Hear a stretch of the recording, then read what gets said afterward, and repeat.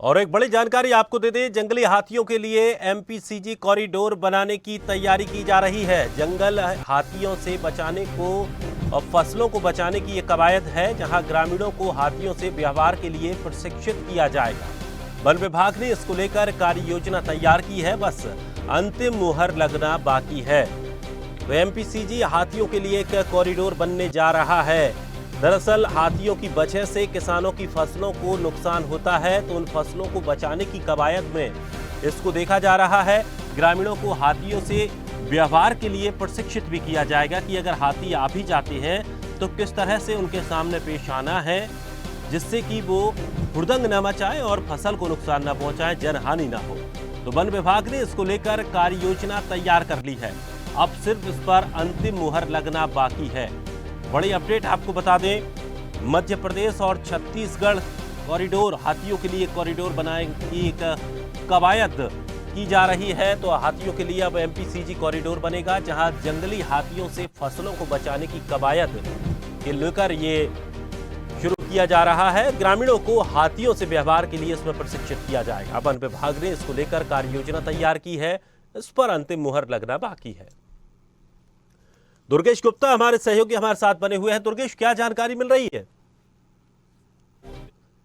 तरीके से वन विभाग ने एक कार्य योजना, एक प्लान तैयार किया है, जिसमें मध्य प्रदेश और छत्तीसगढ़ की जो बॉर्डर है वहां पर एक कॉरिडोर बनाया जाएगा। और कॉरिडोर के साथ में यह तय किया जाएगा कि जो हाथियों के आवागमन का रास्ता है, उस आवागमन के रास्ते के बीच में जो ग्रामीण इलाके पड़ते हैं, उन ग्रामीण इलाकों में रहने वाले लोगों को किसी प्रकार की कोई परेशानी नहीं हो, और साथ ही साथ में जो उनकी फसलें हैं मुख्य तौर से, वो फसलों का नुकसान नहीं हो। इस बात को ध्यान में रखते हुए वन विभाग एक रोस्टर तैयार कर रहा है, जिसमें से मध्य प्रदेश और छत्तीसगढ़ के में एक बॉर्डर लाइन तैयार कर दी जाएगी, जिसमें हाथियों के आवागमन के रास्ते प्रतिबाधित नहीं होंगे। इसको लेकर वन विभाग सरकार के सामने यह रोस्टर तैयार करके पेश करेगा।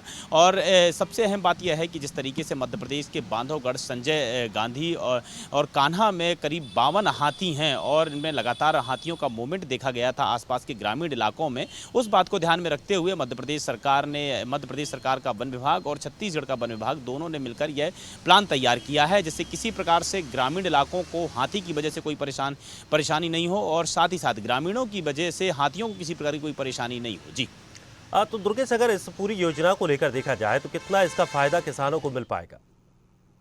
स्पष्ट तौर से अगर देखा जाए, जिस तरीके से देखा जाता है कि जो हाथी के आने जाने के जो रास्ते होते हैं, उन इलाकों में पड़ने वाली जो फसलें होती हैं, खेती होती, किसानों की जो खेती होती है, उसका ज़्यादा नुकसान देखने को मिलता है। चूँकि जिस तरीके से हाथियों का अगर वह खेतों के अंदर प्रवेश कर जाते हैं तो वह काफ़ी हद तक फसलों का नुकसान पहुँचा देते हैं। इस बात को ध्यान में रखते हुए मध्य प्रदेश का वन विभाग अमले ने इस प्रकार का प्लान तैयार किया है। और साथ ही साथ जिस तरीके से नुकसान होने वाली जो फसलें हैं, उसकी भरपाई भी नहीं हो पाती है। इस बात को ध्यान में रखते हुए प्लान तैयार किया गया है, जिससे सीधा किसानों को इस चीज़ का फायदा मिलेगा और हाथियों के आने जाने में भी किसी प्रकार की कोई परेशानी नहीं होगी। साथ ही साथ में मध्य प्रदेश में जिस तरह से लगातार हाथियों की तादाद बढ़ती जा रही है और हाथियों का मूवमेंट बढ़ता जा रहा है, इस बात को ध्यान में रखते हुए वन विभाग ने हाथियों की सुरक्षा के लिए भी, सुरक्षा दृष्टिकोण से भी, वहाँ पर जिस तरीके से हाथियों की खाई में गिरने से उनकी मौत हो जाती है, उस बात को ध्यान में रखते हुए वहाँ पर एक बाउंड्री वॉल बना दी जाएगी, ताकि किसी प्रकार से हाथी भी सुरक्षित रहें और ग्रामीण इलाकों को भी उनसे किसी प्रकार की कोई परेशानी नहीं हो। जी बिल्कुल, और दोनों तरफ से जोड़कर ये देखा जा रहा है, हाथियों की सुरक्षा भी है, साथ ही साथ किसानों की जनहानि और फसल हानि को भी इस योजना से बचाया जा सकता है। बहुत बहुत शुक्रिया हमारे साथ जुड़ने के लिए। तो सरकार ने एक बड़ा प्लान तैयार किया है, वन विभाग ने अभी